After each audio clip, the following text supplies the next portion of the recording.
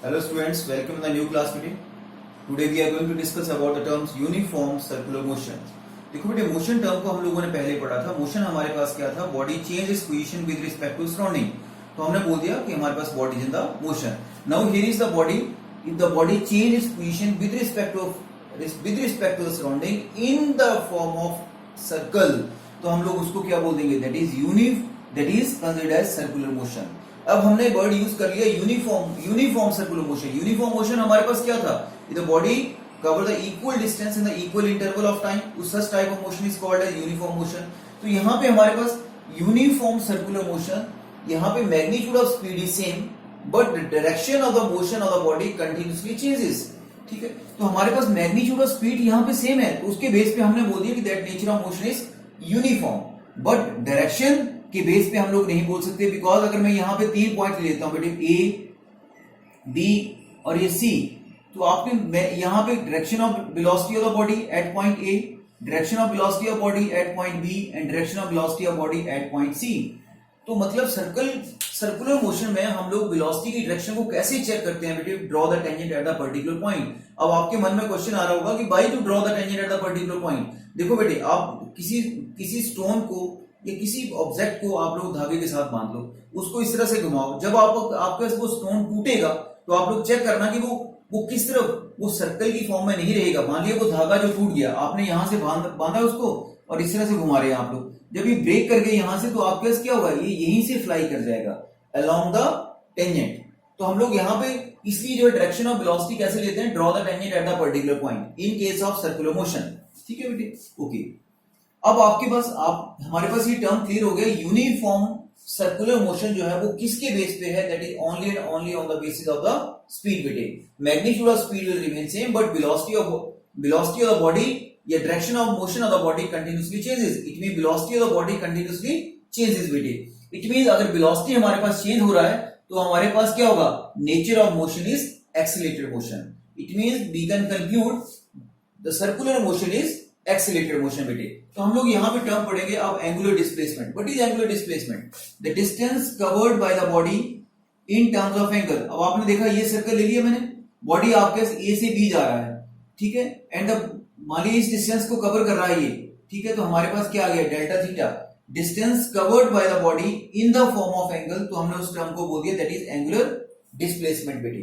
अब हमारे पास यहां से what is angular displacement? It mean delta theta is equal to angle AOB, that is angular displacement. ठीक है, अब हमारे पास एंगल क्या बन जाएगा बेटे? एंगल हमारे पास बन जाएगा that is delta R upon R.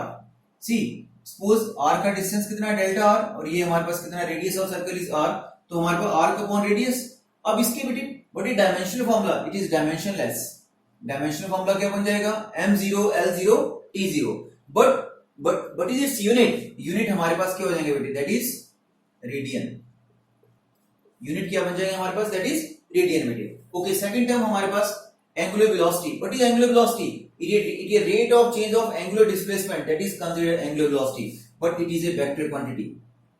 It is a vector quantity. ठीक है, हमारे पास इसकी डायरेक्शन कैसे होगी? Along the direction of the motion of the body. It is a axial vector. हमारे पास क्या है? ये vector quantity and it is a axial vector lie on the direction, lie on the same axis of the motion of the body बेटे. Okay, इसके unit क्या बन जाएंगे? रेडियन पर सेकेंड, एंगल अपॉन टाइम. ठीक है, तो रेडियन पर सेकेंड, इसका डायमेंशनल फार्मूला क्या बन जाएगा? M0 L0 T-1. ठीक है, तो हमारे पास एंगुलर एक्सेलरेशन हमारे पास क्या आ गया? Rate of change of angular velocity. तो हमारे पास इसके यूनिट क्या बन गए? रेडियन पर सेकेंड स्क्वायर. डायमेंशनल फार्मूला क्या बन गया? M0 L0 T-2, that is angular acceleration. अब क्वेश्चन राइज होता है कि how to calculate the value of angular velocity. जैसे आपके सपोज आप लोग रिस्ट वॉल क्लॉक आपने देखा है, रिस्ट वॉच आप लोगों ने देखा है, वहां पे हमारे पास 3 नीडल्स होते हैं, second hand, minute hand and hour hand बेटे. अगर सपोज आपको बोला जाए कि what is the angular velocity of the second hand का एंगुलर वेलोसिटी क्या होगा? एंगुलर वेलोसिटी तो आप लोगों ने पढ़ लिया, rate of change of angular displacement. ठीक है, अब अगर मैं आपको ये बोलता हूं एंगुलर वेलोसिटी ये था हमारे पास, that is theta upon T. अब आपके साथ वो एक सर्कल कंप्लीट करता है, तो कितना एंगल कंप्लीट हो गया? 2 pi. And time taken by the body to complete the circular path, that is considered as a time period. तो हमारे पास यही क्या बन जाएगा बेटे?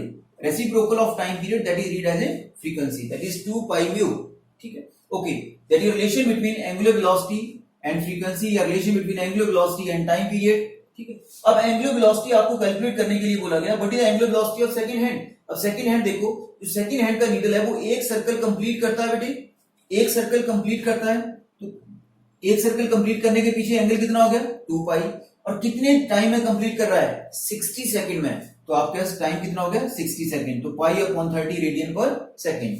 अगर सपोज मिनट हैंड का एंगुलर वेलोसिटी आपने कैलकुलेट करना है, मिनट हैंड का जो मिनट हैंड है वो एक सर्कल कितने टाइम में कंप्लीट करता है 1 आवर में, तो 1 आवर में आपके पास 2 pi upon 1 hour, it mean 3600 second, it mean pi upon 1800 radian per second. अगर आपने आर एंड में कैलकुलेट करना है, आर एंड जो है वो एक सर्कल कितनी देर में कंप्लीट करता है विद इन 12 आवर्स, ठीक है, तो 2 pi upon 12 over 3600, then answer is pi upon 21600 radian per second. Now see the relation between angular velocity and linear velocity.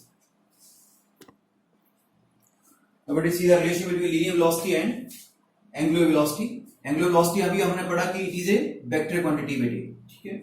तो आपके पास यहां से अगर हम लोग देखें in case of circular motion, तो हमारे पास what is the value of angular displacement. Angular displacement क्या है, एंगल की फॉर्म, एंगल की डेफिनेशन क्या होती है बेटे, आर्क अपॉन रेडियस। तो मैंने वही यहां पे लिख लिया इन इक्वेशन नंबर 1।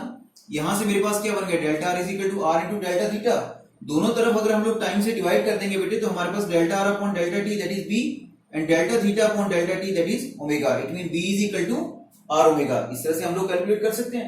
अब आपको अगर पूछा जाए तो ये रिलेशन आ गया हमारे पास, relation between linear velocity and angular velocity बेटे। If any object rotates with 120 revolution per minute, find the angular velocity of the body. अब हमारे पास व्हाट इज फ्रीक्वेंसी, फ्रीक्वेंसी हमारे पास क्या होता है बेटे, फ्रीक्वेंसी होता है रेवोल्यूशन पर सेकंड, और हम लोग सिंपल फ्रीक्वेंसी को कैसे मेजर करते हैं 1/t। अभी आपने कहा एंगुलर वेलोसिटी, एंगुलर वेलोसिटी आपने कहा 2 पाई बाई टी, ठीक है। अगर कंप्लीट सर्कल है हमारे पास t फॉर टाइम पीरियड, तो रेसिप्रोकल ऑफ टाइम पीरियड हमारे पास क्या हो गया 2 पाई म्यू। तो मतलब इसको हम लोग एंगुलर फ्रीक्वेंसी भी बोलते हैं और इसको एंगुलर वेलोसिटी भी बोला जाता है। एंगुलर वेलोसिटी और एंगुलर फ्रीक्वेंसी में आपने कंफ्यूज नहीं होना बेटे, angular velocity and angular frequency both are the same terms, ठीक है।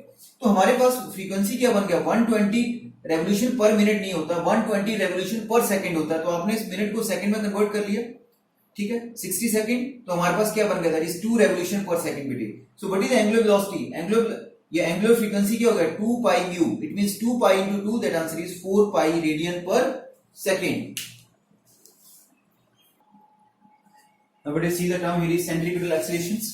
आप लोगों ने देखा in case of uniform circular motion हमारे पास क्या था, अगर डिफरेंट पॉइंट्स के ऊपर direction of velocity is different बेटे, ठीक है। तो अगर वेलोसिटी का डायरेक्शन कंटिन्यूअसली चेंज हो रहा है, तो हमारे पास हम बोल सकते हैं uniform motion is accelerated motion बेटे। और यूनिफॉर्म मोशन में, यूनिफॉर्म सर्कुलर मोशन में जो हमारे पास एक्सेलरेशन होगा उसको हम लोग क्या बोलेंगे, that is read as centripetal acceleration. Centripetal means it is, centripetal means centre seeking, it means direction towards the centre. Centripetal means centre seeking and its direction towards the centre. अगर मैं यहां पे पूछूं इसकी डायरेक्शन कौन सी होगी acceleration की, then your answer is towards the centre, so that is considered as centripetal acceleration बेटे। ओके, अब मैं दोनों पिक्चर को कंपेयर कर रहा हूं बेटे। देखो मैंने एक बार पॉइंट P के ऊपर वेलोसिटी को लिया, एक बार मैंने पॉइंट Q के ऊपर वेलोसिटी को लिया, मैंने मेरे पास B और B डैश का नाम दे दिया मैंने इनको। इन दोनों के बीच की वेरिएशन कितनी है, यहां भी मैंने टेंजेंट ड्रॉ किया है और यहां पे मैंने टेंजेंट ड्रॉ किया है, ये एंगल भी मेरे पास 90 है, यहां से ये एंगल भी मेरे पास 90 है। इन दोनों के बीच की अगर डायरेक्शन जो है वो चेंज, डायरेक्शन डिफरेंट है, वो किसके कारण है, ड्यू टू एंगुलर डिस्प्लेसमेंट। तो इन दोनों के बीच का एंगल कितना आ गया, दैट इज डेल्टा थीटा। अगर मैग्नीट्यूड देखें, मैग्नीट्यूड B और B डैश का क्या है, सेम। हम लोग कौन सा मोशन स्टडी कर रहे हैं, यूनिफॉर्म सर्कुलर मोशन, जहां पे हमारे पास क्या है, magnitude of velocity same but direction of the velocity continuously changes. या हम बोल सकते हैं कि हमारे पास वेलोसिटी भी चेंज हो रहा है, एक्सेलरेशन भी वहां पे है, बट स्पीड रिमेन्स कांस्टेंट बेटे। तो B और B डैश यहाँ पे ये मेरे पास आ गया, that is change in velocity. तो मैं यहां से अगर एंगल की डेफिनेशन लिखता हूं तो मेरे पास क्या बनता है, आर्क अपॉन रेडियस। यहां पे एंगल की डेफिनेशन लिखता हूं तो क्या बनता है, आर्क अपॉन रेडियस। तो ये देखो एंगल आर्क अपॉन रेडियस, यहां भी एंगल आर्क अपॉन रेडियस। तो यहां से अगर इन दोनों टर्म्स को हम लोग कंपेयर कर लेते हैं बेटे, तो delta B is equal to B upon R into delta R, ये इक्वेशन नंबर 1 बन गया। Divide both side with respect to time delta t, तो हमारे पास क्या बन गया, delta B upon delta t is equal to B upon R that is delta R upon delta t। Rate of change of displacement या distance that is considered as velocity that is v square upon r। AC तो हमारे पास क्या बन गया, but is centripetal acceleration that is v square upon r बेटे। Other form क्या होगा हमारे पास, बी स्क्वायर, बी किसके बराबर है, R omega, R square omega square upon R, तो ये क्या बन गया, R omega square. No what is omega, omega क्या बन गया, 2 पाई म्यू का square, that is 4 pi square mu square R square बेटे। तो इस तरह से हम लोग सेंट्रीपिटल एक्सेलरेशन कैलकुलेट कर सकते हैं बेटे। तो आपने यहां पे सीखा वेलोसिटी भी चेंज हो रहा है, एक्सेलरेशन भी चेंज हो रहा है, बट स्पीड जो है दैट विल रिमेन्स कांस्टेंट बेटे। क्लियर? तो that is centripetal means centre seeking, so direction of centripetal acceleration always toward the center बेटे। अब हम लोग सीखेंगे net acceleration in case of circular motion if nature of motion is non uniform, not uniform, uniform में सिर्फ एक ही मिल रहा है centripetal acceleration। अब अगर nature of motion हमारे पास non uniform है, then what will be the net acceleration of the body? देखो बेटे, अगर इन case of non uniform circular motion में अगर हमने एक्सेलरेशन को कैलकुलेट करना तो हम लोग कैसे कैलकुलेट करेंगे बेटे, यहाँ पे मैग्नीट्यूड ऑफ स्पीड जो है वो भी चेंज हो रहा है बेटे। अब हमारे पास सर्कुलर मोशन यही था, अगर एंगल चेंज हो रहा है तो हमारे पास यहां से अगर यहां जा रहा है बॉडी तो कितना लीनियर डिस्प्लेसमेंट कवर कर रहा है, डी आर एंड आर। ठीक है, आपने डायरेक्शन को कैसे कैलकुलेट करना है, according to right hand thumb rule. ये देखिए, ये that is direction of angular displacement, यहाँ पे आपने देखा तो हमारे पास क्या है, that is direction of angular velocity as well as that is direction of angular acceleration. मतलब according to right hand thumb rule you can check the direction of angular displacement, angular acceleration, angular velocity। ठीक है, अब आपके पास nature of motion is non uniform, तो हमारे पास क्या है, मैंने यहीं से एंगल के डेफिनेशन लिखा डी आर अपॉन आर, तो डी आर क्या बन गया मेरे पास, आर इंटू डेल्टा थीटा। अब हमारे पास क्या था, इट इज वेक्टर क्वांटिटी, तो वेक्टर और सर्कुलर मोशन था, तो हमारे पास कौन सा प्रोडक्ट आ जाएगा यहाँ पे, cross product R cross delta theta. दोनों को जब मैंने टाइम से डिवाइड किया तो मुझे क्या मिल गया, लीनियर वेलोसिटी। लीनियर वेलोसिटी किसके बराबर मिला, आर इंटू ओमेगा। ठीक है, अब जब मैंने अब मुझे एक्सेलरेशन कैलकुलेट करना है, अगेन इसी को हमने विद रिस्पेक्ट टू टाइम से rate of change of velocity that is acceleration.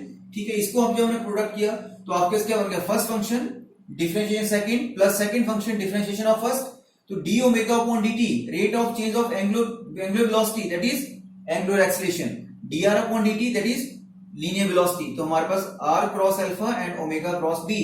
तो ये मेरे पास, अब यहां से देखिए, जब ये हमारे पास क्या है, that is net value of acceleration in case of non uniform circular motion. तो यहां मेरे पास टेंजेंशियल कंपोनेंट्स भी है और यहां मेरे पास सेंट्रीपिटल एक्सेलरेशन भी है बेटे। तो देखो, centripetal means centre seeking toward the centre, tangential ये आ गया आपके पास and that is net direction of acceleration. तो अगर हम यहां से देखते हैं तब तो दोनों का सिंपल सम, बट अगर इसका मैग्नीट्यूड कैलकुलेट करने की कोशिश करते हैं तो दोनों हमारे पास क्या है, आपस में right angle to each other, तो हमारे पास क्या बन जाएगा, that is square root of AT square plus AC square. तो आपने देखा, जब हमारे पास सर्कुलर मोशन है then only one component that is, हमारे पास कौन सा कंपोनेंट था, that is centripetal acceleration. But जब हमारे पास नॉन यूनिफॉर्म है तो उस वक्त टेंजेंशियल भी है और उस वक्त सेंट्रीपिटल भी है बेटे। क्लियर? तो हमारे पास that is net acceleration in case of circular motion, मैं सिंपल सर्कुलर मोशन बोल रहा हूं, नॉट यूनिफॉर्म सर्कुलर मोशन बेटे। आई होप मेरी ये बात आपको समझ आई होगी। Now see the next problem.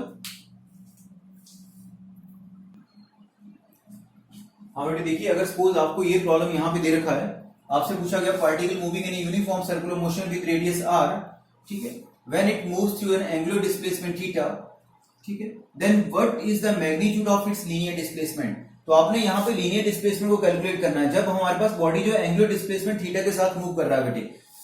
तो हमारे पास what is the value of P to Q, that is यही लीनियर डिस्प्लेसमेंट। तो हमारे पास जनरल फॉर्मूला क्या है, R2 माइनस R1। अगर मैं यहां से देखता हूं इसका मैग्नीट्यूड, तो मेरे पास क्या बन गया, ट्राइंगल ऑफ वेक्टर एडिशन से a square plus b square plus 2ab cos theta. But in दोनों एंगल्स, दोनों वेक्टर के बीच के एंगल को देखें तो हमारे पास ये एंगल कितना बनता है बेटे, that is 180 degree minus theta बेटे।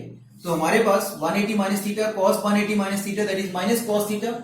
तो R1 और R2 सर्कल में मूव कर रहा है तो R1 R2 का मैग्नीट्यूड सेम होगा बेटे, 2r square minus 2r square cos theta, 2r square 1 minus cos theta, 1 minus cos theta को हम लोग क्या लिख सकते हैं, 2 sin square theta by 2, it means 2r sin theta by 2। तो इस तरह से हम लोग लीनियर डिस्प्लेसमेंट की वैल्यू जो है वो कैलकुलेट कर सकते हैं बेटे। तो आई होप मेरी बात आपको समझ आई होगी बेटे, आपने एंजॉय किया होगा सर्कुलर मोशन में। इस कंटेंट को अंडरस्टैंड करने के लिए हमने यहाँ सीखा कि sir uniform circular motion, non uniform circular motion, uniform किसके बेस पे था, only and only on the basis of uniform speed, ठीक है। उसके बाद था हमारे पास कि हमने इसी को कहा कि नेचर ऑफ मोशन कैसा है, दैट इज एक्सेलरेटेड मोशन। तो जब एक्सेलरेटेड मोशन था तो वहां पे एक्सेलरेशन को कैलकुलेट किया गया। तो अगर यूनिफॉर्म सर्कुलर मोशन है तो वहां पे सेंट्रीपिटल एक्सेलरेशन, और अगर नॉन यूनिफॉर्म है तो वहां पे centripetal as well as tangential component is there. Okay, thank you very much.